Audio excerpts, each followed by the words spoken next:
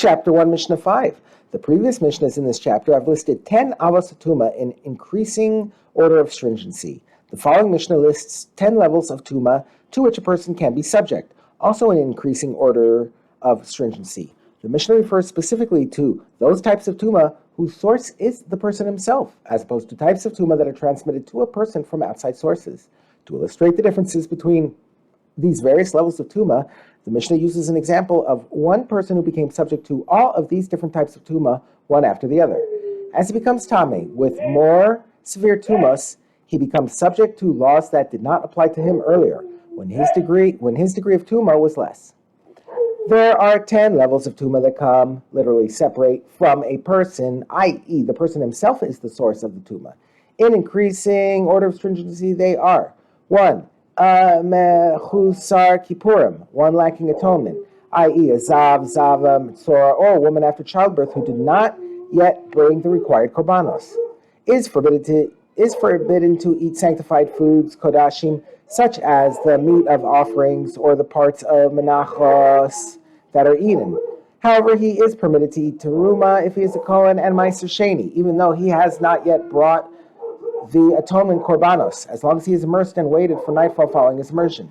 2. If he afterward became a tevel yom, i.e. he became tame again and immersed, but night has not yet fallen, he is forbidden to eat sanctified foods and teruma.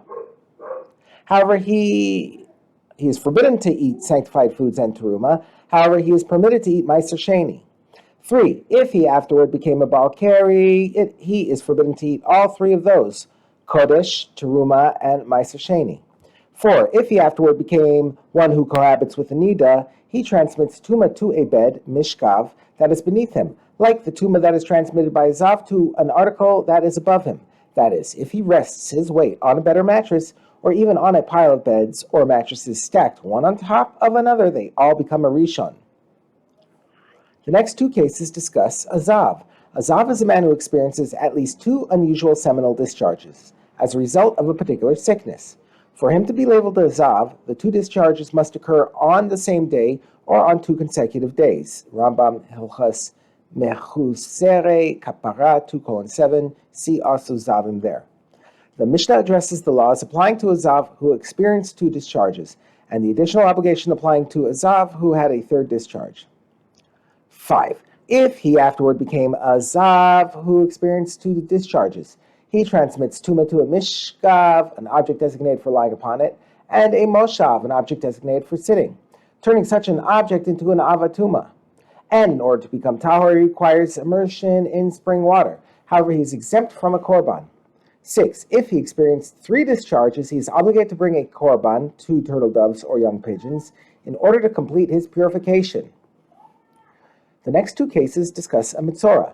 Basically, the procedure regarding Mitzora is as follows, but varies somewhat depending on the type of Tsaras. A person who has certain signs of Tsaras on his skin is examined by the Kohen, who places him in isolation, confinement for 7 days, to see if he develops further signs of Tsaras. During that time, he is known as a confined Mitzora. At the end of 7 days, he is reevaluated by the Kohen. If the full signs for Tsaras are still not present, the Mitzora is isolated for another 7 days. If no change has occurred by the end of the second 7-day confinement, the Mitzora is released. If, however, at some point the Kohen finds one of certain additional symptoms, or he determines that the Tsaras is spread, he pronounces the man a confirmed Mitzora. Both the confirmed Mitzora and the... Why does it say this twice? Okay. If, however, at some point the Kohen finds one of certain additional symptoms, he determines that the Tsaras is spread, he pronounces the man a confirmed Mitzora. Both the confined Mitzora and the confirmed Mitzora are Tame. However, the confined Mitzora is not subject to all the restrictions of the confirmed Mitzora, as the Mishnah details in the next 2 cases. 7. If he afterward became a confined Mitzora, he transmits Tuma through entry into a house to any person or utensil that is there at the same time. However, he is exempt from letting his hair grow wild and from tearing his garments. And when the confined Mitzora completely heals and is declared to be free of Tsaras, he is exempt from shaving his hair and from the ritual of the birds as part of his purification process. 8. But if he was a confirmed Mitzora, he is obligated in all of these. That is, he must let his hair grow and tear his garments. Additionally, when he is declared to be free of tsaras, he must shave his hair and perform the ritual of the birds as part of his purification process. The final two cases of the Mishnah address the law of limbs of a living person. A limb that was completely separated from a living person transmits tumah like a corpse. However, this is only if it has a certain amount of flesh on it. 9. If his limb was severed and that limb does not have sufficient flesh on it, as will be defined below, it transmits tumah by contact and by being carried, but it does not transmit tumah through an ohel. 10. However, if the limb has sufficient flesh on it, it transmits tumah by contact, by being carried, or through an ohel, which is how a corpse transmits tumah. The amount of flesh that is considered sufficient is if it is enough so that it can heal. That is, had the limb remained connected to the body, the remaining flesh would have grown enough to replace the flesh that is missing and cover the limb again. The amount will depend on the size of the limb and the medical circumstances.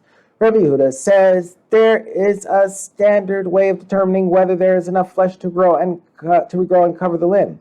If there is enough flesh in one place on the limb to circle the limb with a strand of flesh that is equal in width to the weft, horizontal thread of a loom, it is enough to enable the limb to be healed as described above. In Rabbi Yehuda's opinion, every limb, no matter its size, will eventually heal if there is enough flesh left on it to surround its own circumference.